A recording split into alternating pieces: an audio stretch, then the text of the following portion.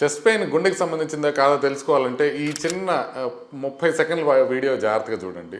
ఛాతీ మధ్య భాగంలో వచ్చి బరువుగా ఉండి నడిస్తే ఎక్కువయ్యి జాకి కానీ లెఫ్ట్ ఆర్మ్కి కానీ వస్తుంది, ఆయాసంతో కలిసింది, స్వెట్టింగ్తో కలిసి ఉంది అంటే అది గుండెది అనుకోండి. గుచ్చుకున్నట్టు ఉంది, సెకండ్స్ మాత్రమే ఉంది, నడిస్తే తగ్గిపోయేది, ఎస్పెషల్లీ ఛాతీకి ఎడమ వైపున కిందన వచ్చేది, నొక్కితే నొప్పి ఉండేది, ఇలాంటిది గుండెది కాదు అనేది తెలుసుకోండి. రిస్క్ ఫ్యాక్టర్స్ ఉన్నవాళ్ళు అంటే బీపీ కానీ, షుగర్ కానీ, కొలెస్ట్రాల్ కానీ, స్మోకింగ్ కానీ, బరువు ఎక్కువగా ఉన్నవాళ్ళు కానీ, ఇలా ఉన్నవాళ్ళు ఏ రకమైన నొప్పి వచ్చినా గుండెకి సంబంధించి రూల్ అవుట్ చేసుకోవాలని తెలుసుకోండి.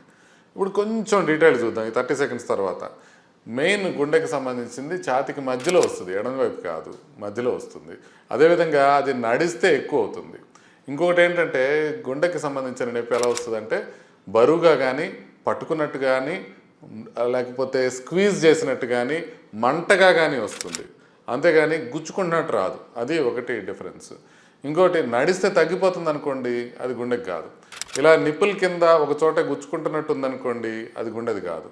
గాలి పీల్చుకుంటే ఎక్కువ అవుతుంది అనుకోండి, అది గుండెది కాదు.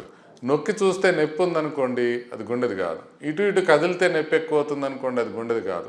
నడిస్తే ఎక్కువ అవుతుంది అనుకోండి, అది ఖచ్చితంగా గుండెది. మనకి రిస్క్ ఫ్యాక్టర్స్ ఏదైనా ఉన్నప్పుడు మనం ఏ విధమైన నొప్పి వచ్చినా కూడా అది గుండెకి సంబంధించింది అవునా కాదా అనేది పరీక్ష చేసి తెలుసుకోవాల్సిన అవసరం ఉంటుంది.